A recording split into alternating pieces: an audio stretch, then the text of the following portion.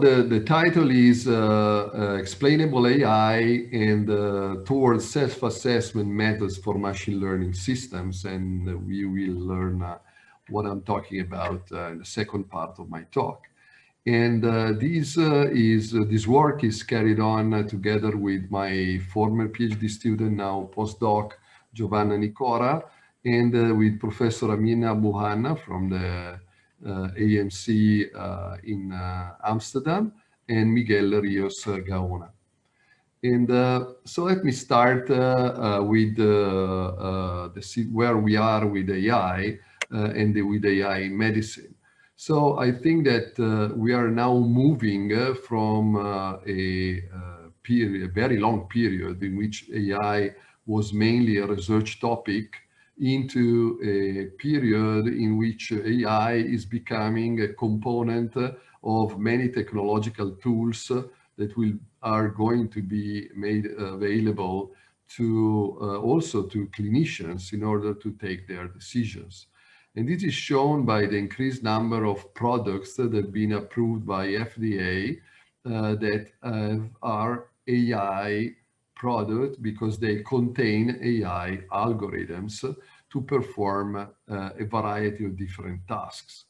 Many of the tasks are related to image processing, but not only image processing is involved in the field.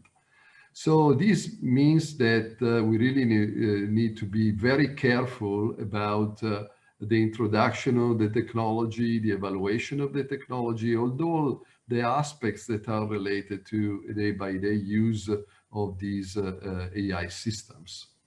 And this, of course, has also caused an increasing interest from the regulators together with the companies about the use of artificial intelligence, so that we can see that initiatives are starting from FDA, and a lot of initiatives are starting also at the EU level, including a proposal for regulation on artificial intelligence products at large that has been recently issued by the European Commission and is going to be discussed by the European Parliament very soon. And of course, I know that you had the lesson from Ted Shortleaf about the history of AI, and of course, one can think about AI systems as AI that are naturally based on explicit representation of the knowledge on the domain that we have in such a way that clinicians, in the case of applications in clinical informatics, do actually have access to an explicit representation of the knowledge available in order to have support. But as, of course, now you know, but that everybody knows it, what really are making the situation different at the moment are the machine learning approaches.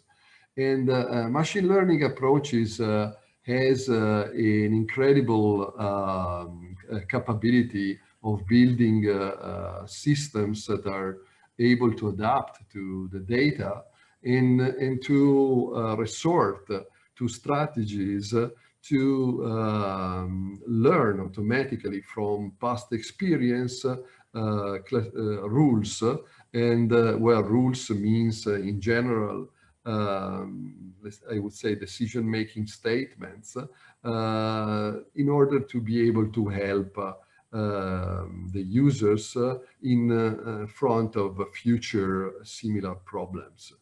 And actually what we have also on the table is the capability of dealing with an increased variety of data as they are in a format that is much more similar to the original format of their collection than what happened in the past. This means that basically we are resorting to tools that are able to directly process images, text, signals with a reduced effort by, by the modelers, by those who formerly with standard machine learning approaches were aimed at extracting features from the data that were collected in order to run machine learning tools and machine learning systems. And so all these aspects are making this type of AI systems very, I would say, crucial in this transformation age of the use of AI in every sort of everyday life of people. And looking actually at the drivers of this empowerment of machine learning methods, I think that we can really follow what has been reported in this JAMA editorial of 3 years ago. That is the combination of the availability of new data, the availability of better algorithms in terms of their capability of dealing with this large data in a more efficient manner, and finally to deal with, to have better computational infrastructures. So at the end, these three elements are really pushing machine learning approaches in improving their application in practice. And just to make an example, what we have in mind now is to be able to start from directly from imaging data, as an example, to apply a pre-processing algorithm that are based on, in this case, deep convolutional neural networks that are able first to perform region segmentation in order to identify the region of interest within the image, and then analyzing the region of interest and being able to propose a classification to the user.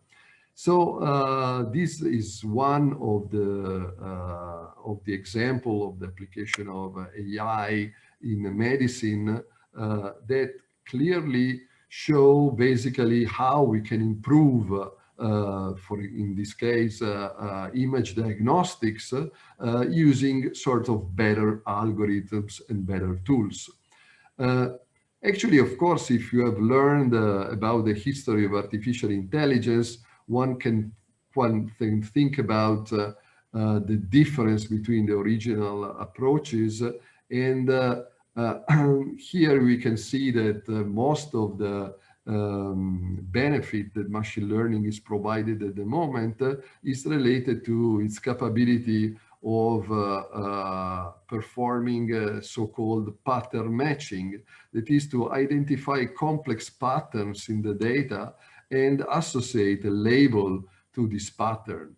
So it's an approach that is sort of left out the representational effort, or is minimizing the knowledge representation effort.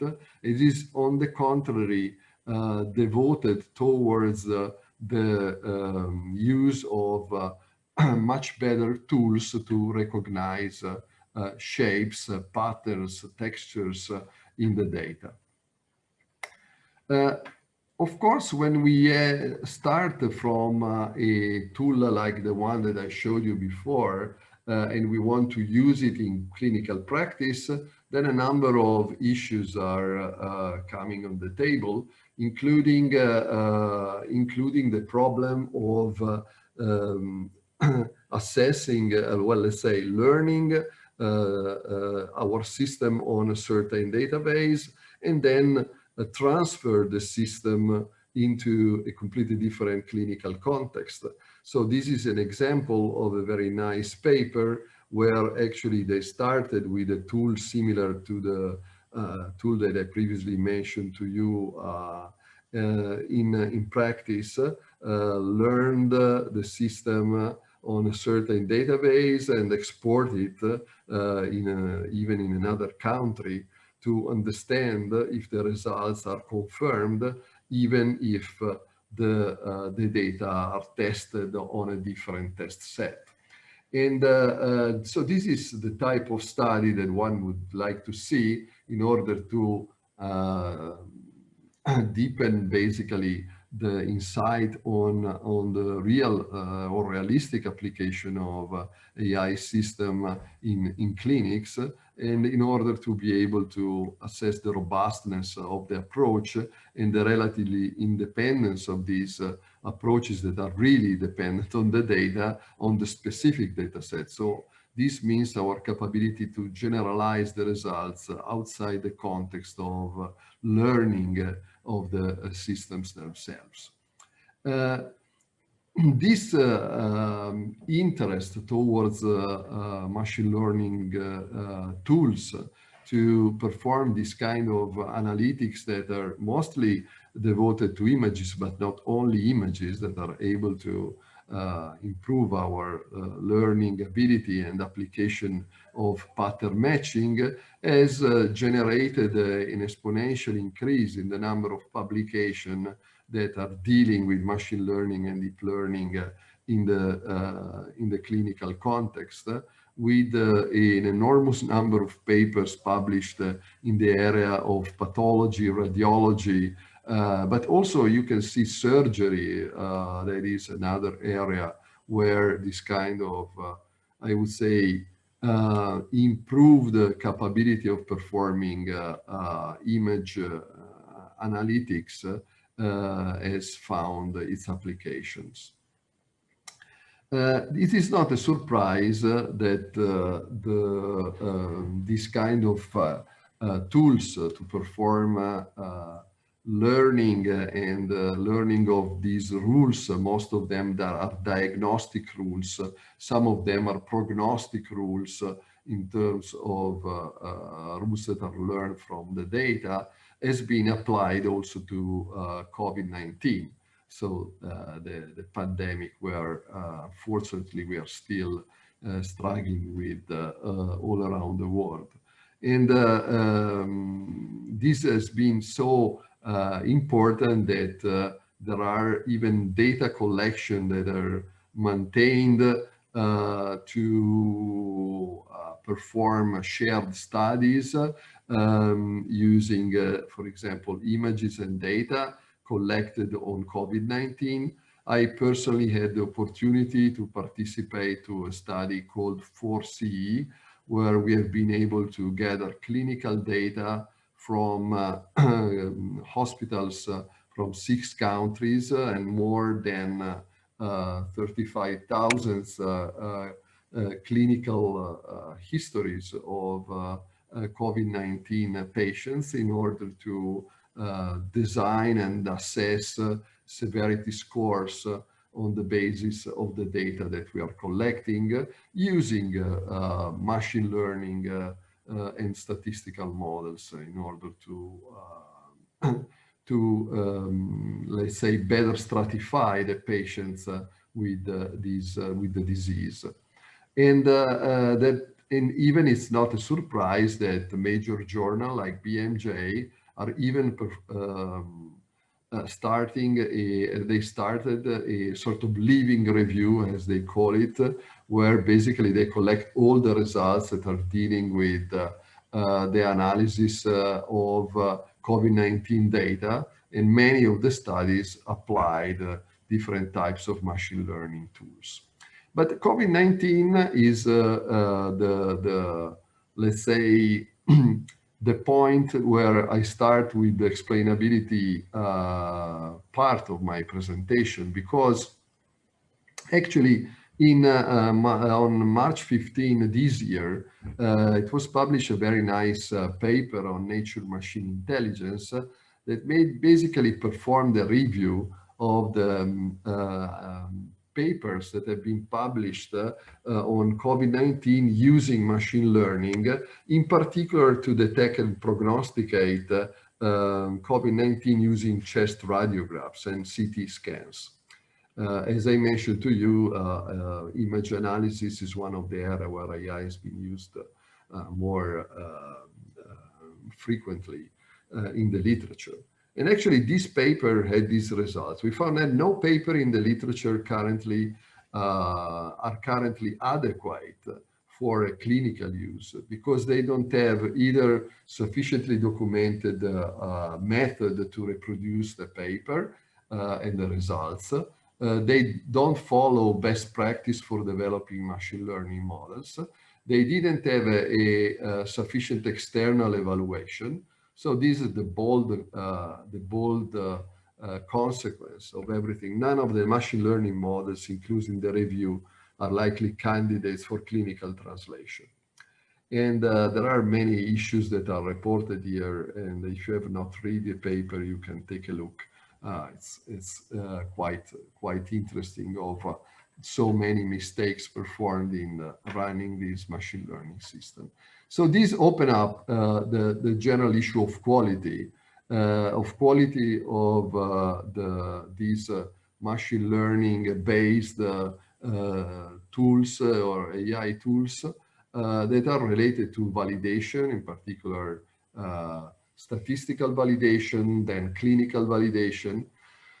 And the general problem of the reproducibility is also a problem of management of the data sources, of access to the data sources that have been used to generate the machine learning models, and including the problem of data governance together with data accessibility. There are general issues related to model maintenance, so because time may really hamper the performance of a certain machine learning tool that it's always dependent on a snapshot of the data performed in a certain point of time. And as I already mentioned, there is a strong issue related to the site variability and also the data collection variability. So, but all these topics are very, I would say, crucial. They go together with another aspect, that is the aspect of explainability.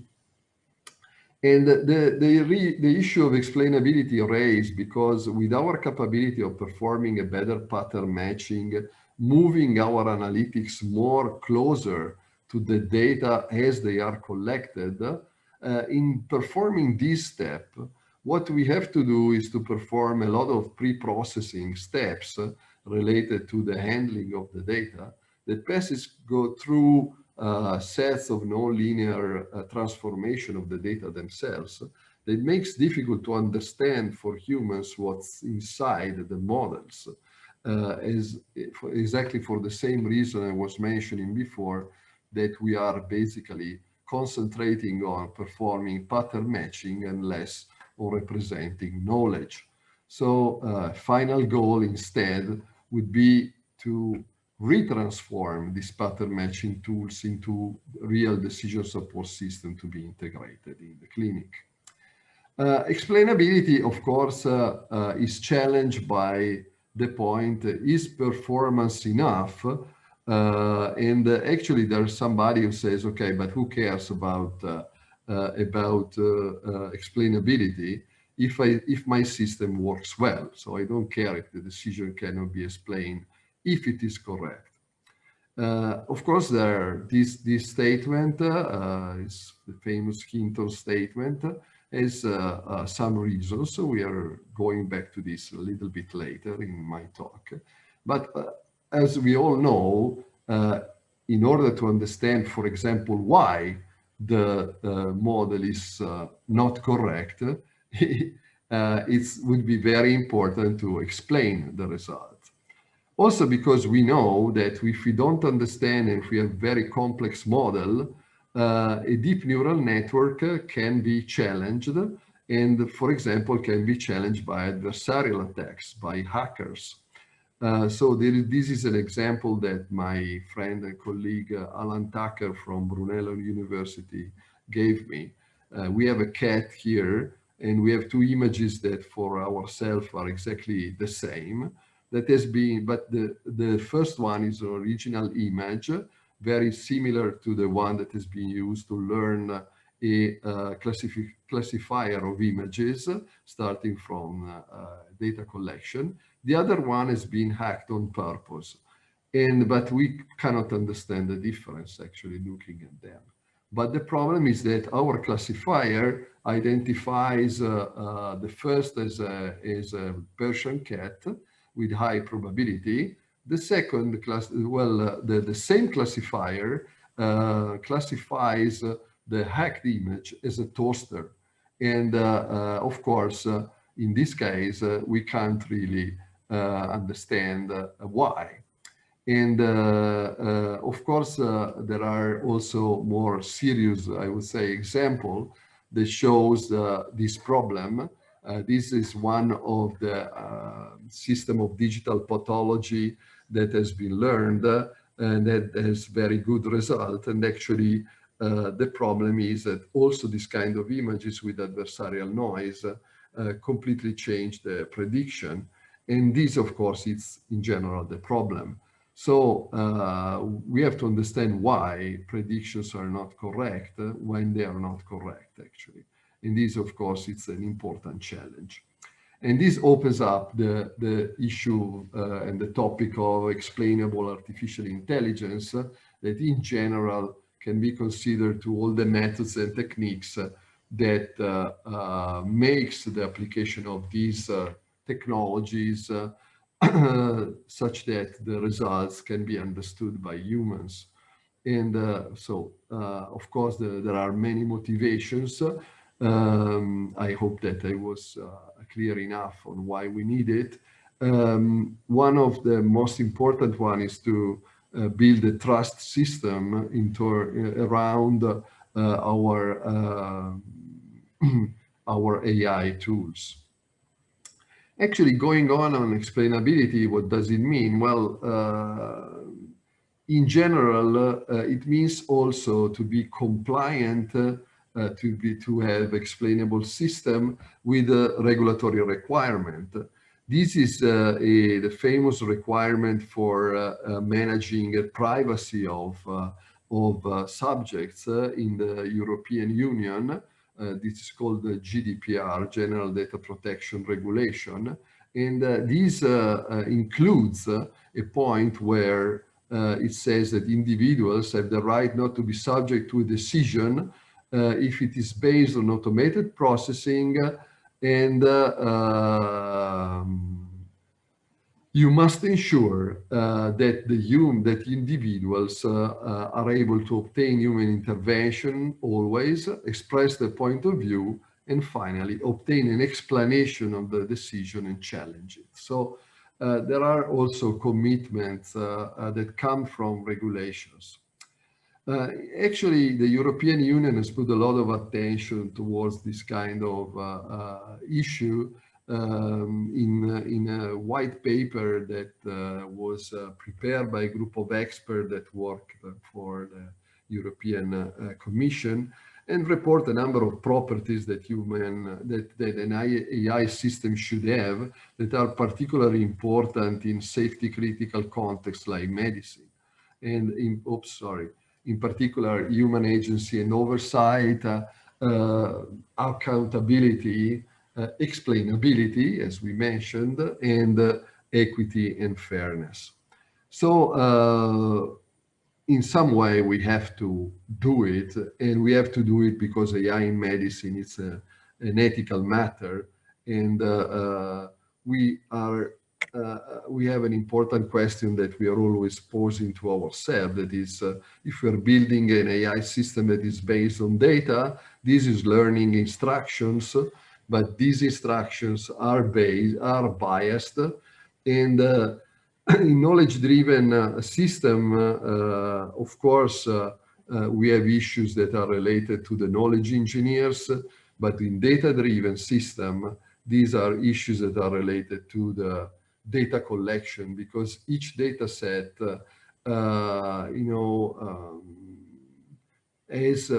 might have bias issues related with it. So adding explanation on how the system works looks very important. So with the term explainability, there are different components. There are issues related to interpretability, that is, in general, the degree to which a human can understand the cause of the decision, or translating it with predictive modeling, it's the degree to which a woman consistently predict the model, can consistently predict or understand the model result. And understandability is about the how, that is being able to know how the model works. I think that the two are, of course, related in a way. If we look at the literature about explainability, we can find a basic distinction about two areas. One is local explainability, and the other one is global explainability.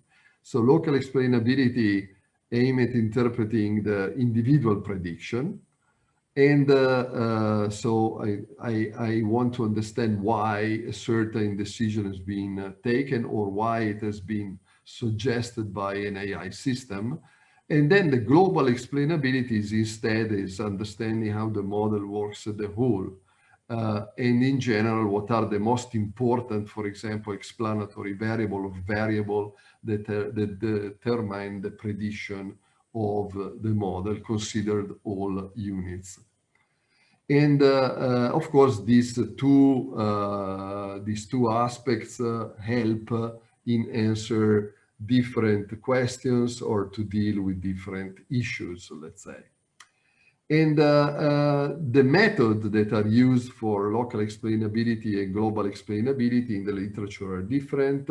Local explainability may use a method that are called feature importance, saliency maps, or may try to find a local explanation working with prototypes that are similar to our case, or with counterfactuals. And on the contrary, global explainability can be performed collecting a number of local explanation, or can move towards other type of approaches, like the one based on model representation, on model distillation in terms of working.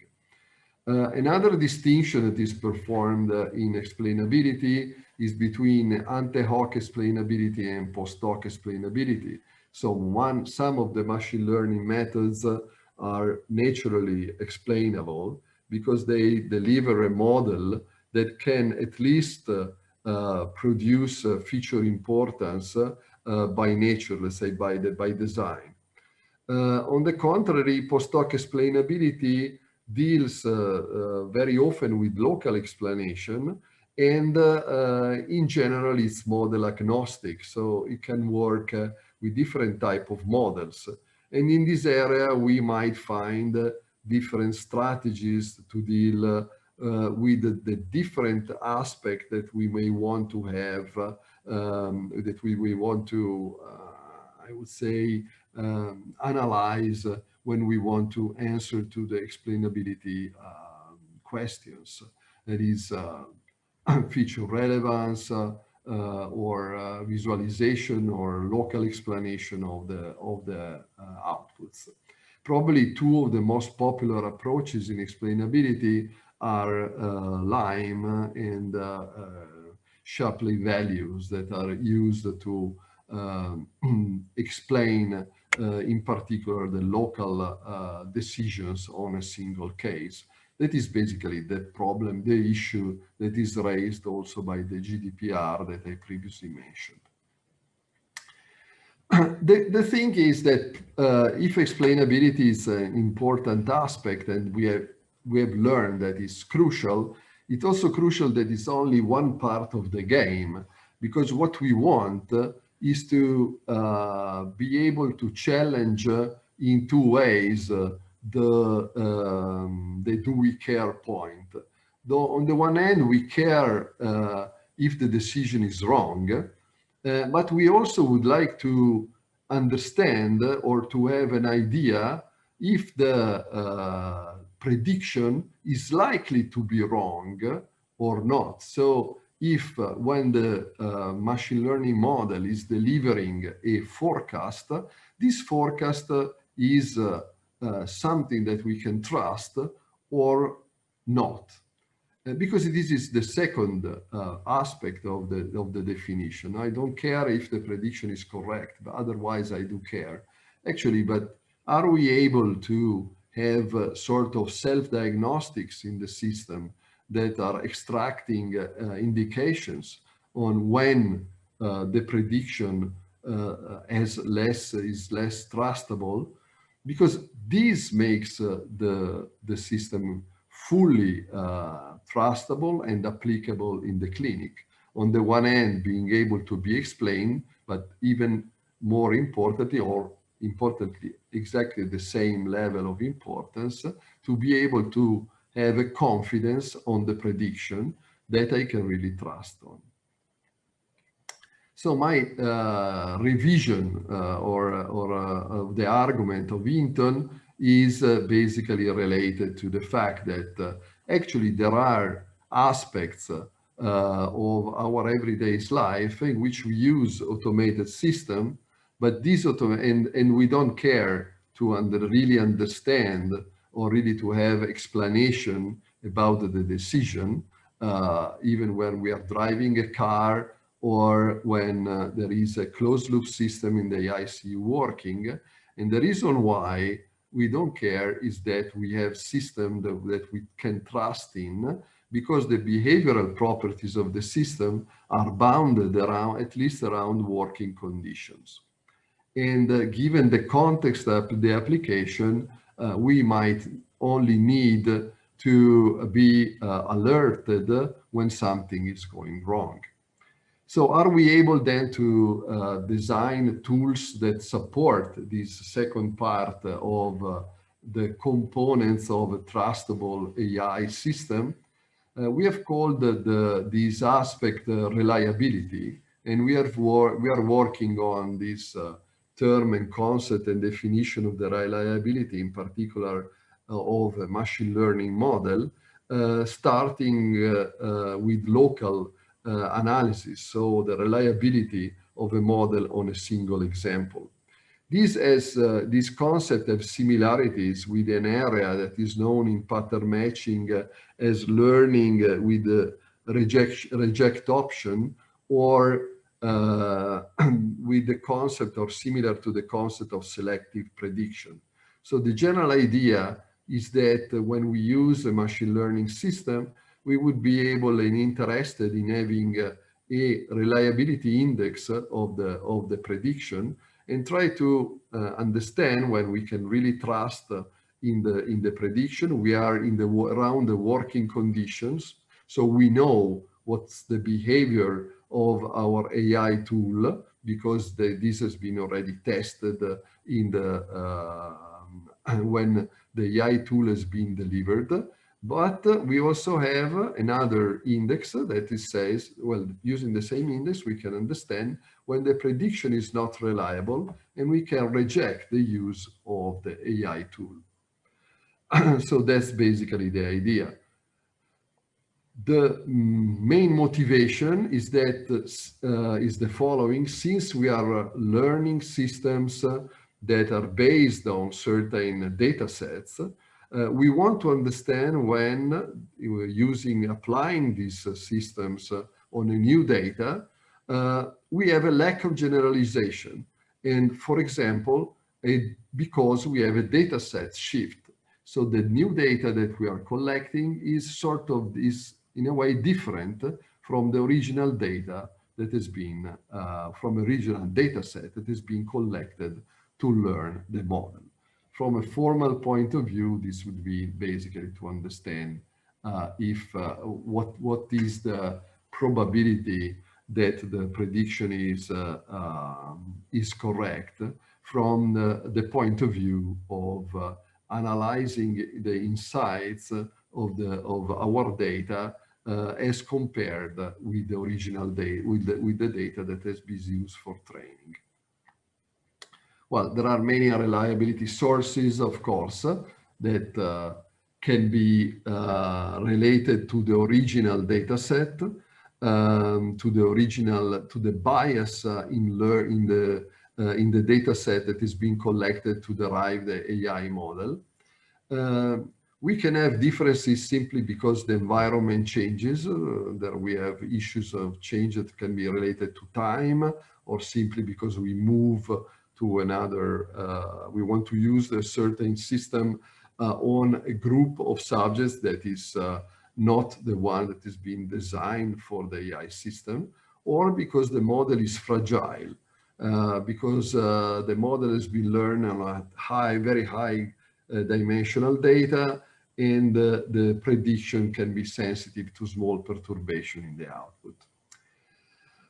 There are some strategies around reliability that has been recently published, and what I want to show you is what we are doing with our research group. We are working on this concept of point-wise reliability, and with point-wise reliability, we are looking at two different components of the reliability of a single point prediction. First is related to the density principle, that is the one that I previously mentioned to you. So we ask ourselves whether the test sample is close to the training set, is in a way come from the very same distribution of the training set one. And then we have the other problem is the local fit principle.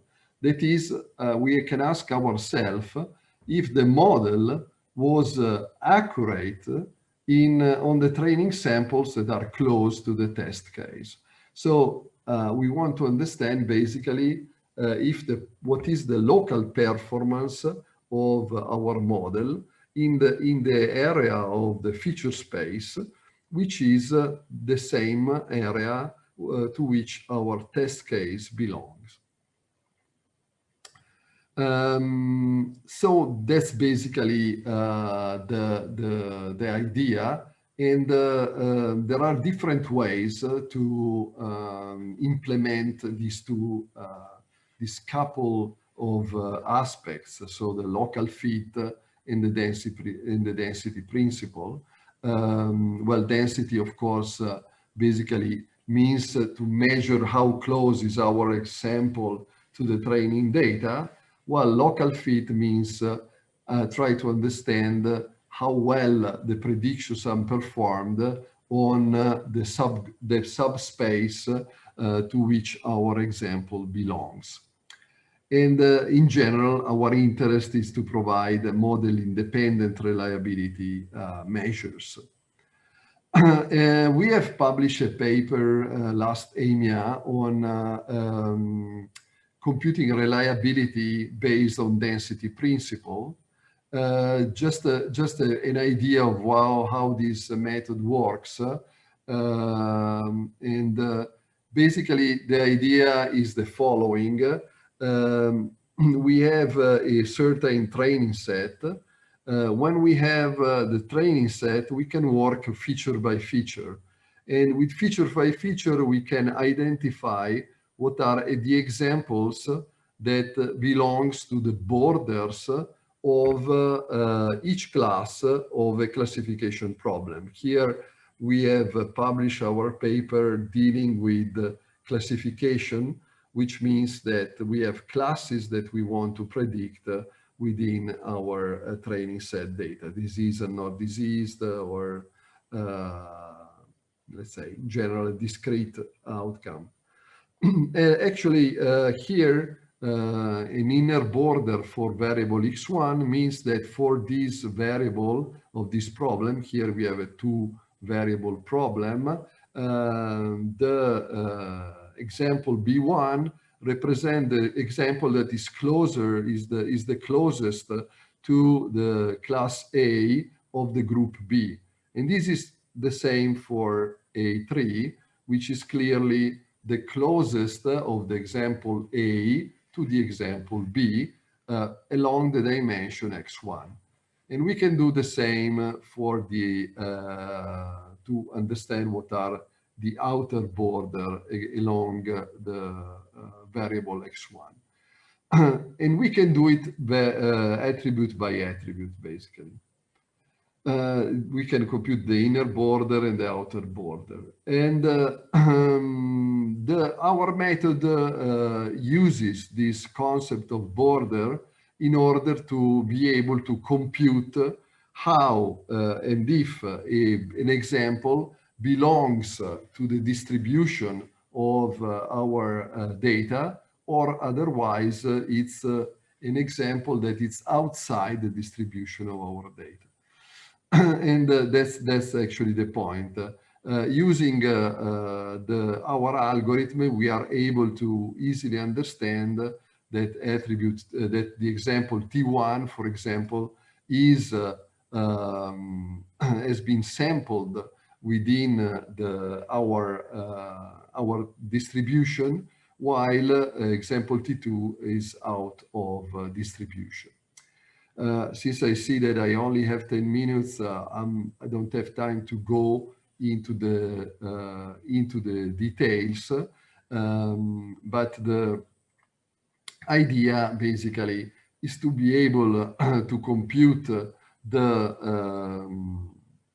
reliability index of an example, looking basically at the number of attributes that are inside or outside the border that we have computed on the training sets.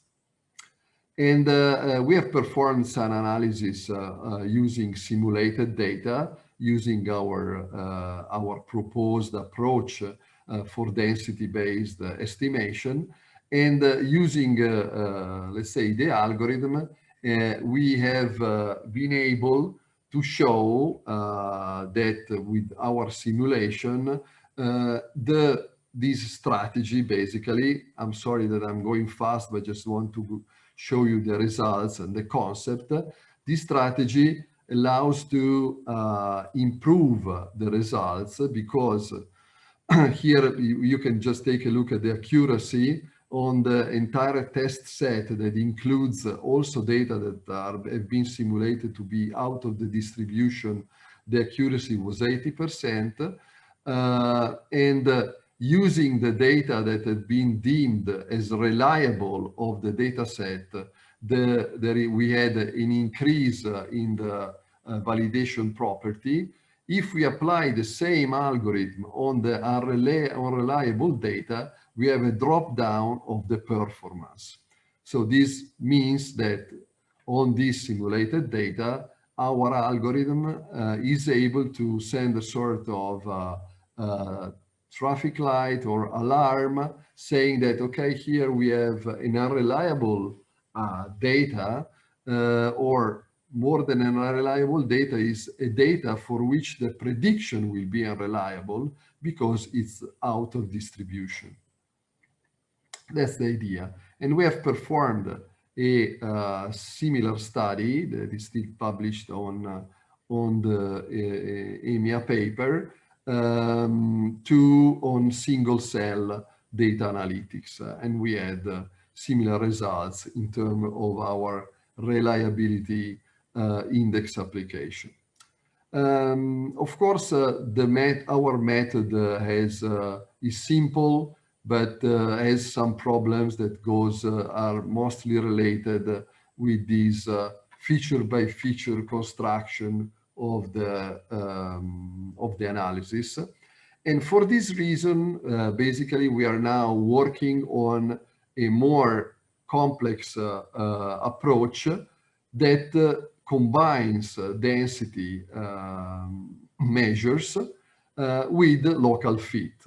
That is our capability, basically, of understanding if locally, so in a neighborhood of our data, our classification is correct.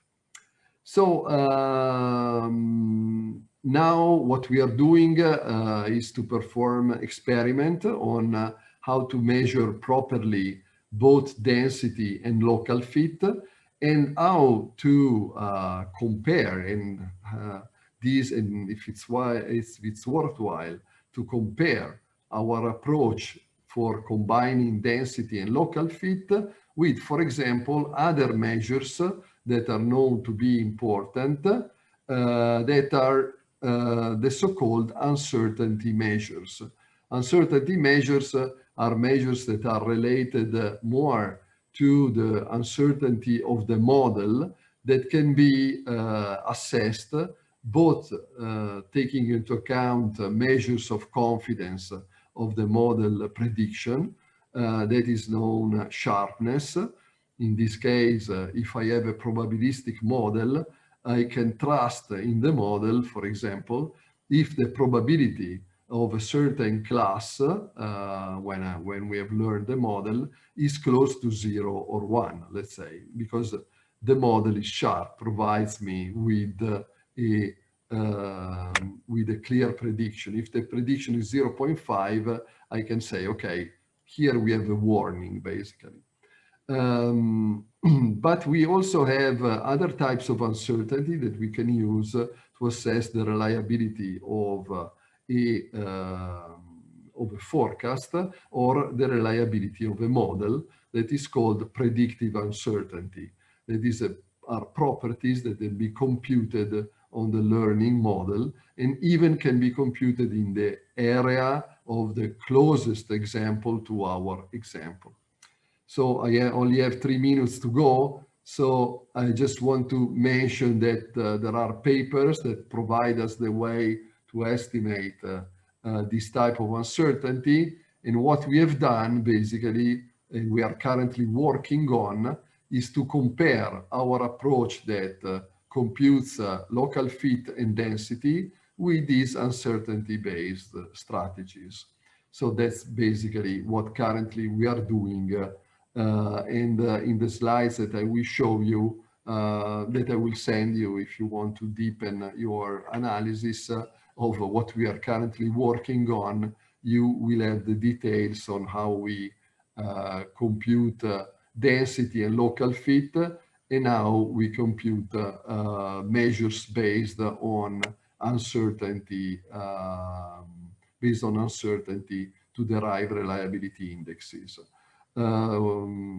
We performed a comparison of the two strategies, and at the moment we are showing that these are our idea of explicitly representing local fit and density is a better idea in the light of building these systems that have self-diagnostics.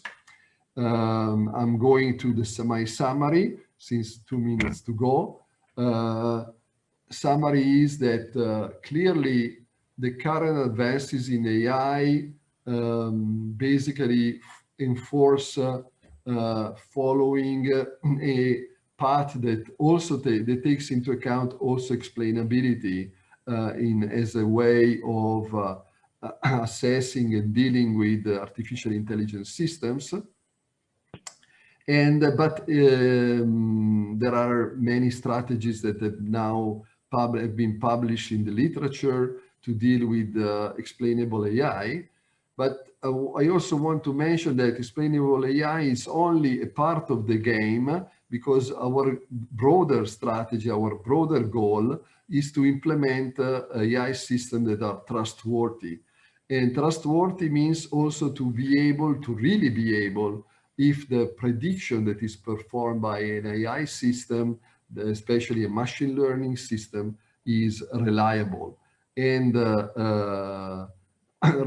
assessing reliability of AI system is important, because using approaches like, for example, the combination of density and local fit may allow moving from just pattern matching to build decision support systems that can be used by experts in the clinical context.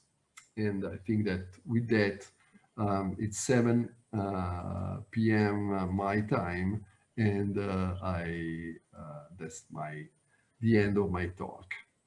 And of course, I need to thank a lot of people. That here you can see the references. That's my university. That's part of my group. And that's what we all want to do with our medical informatics.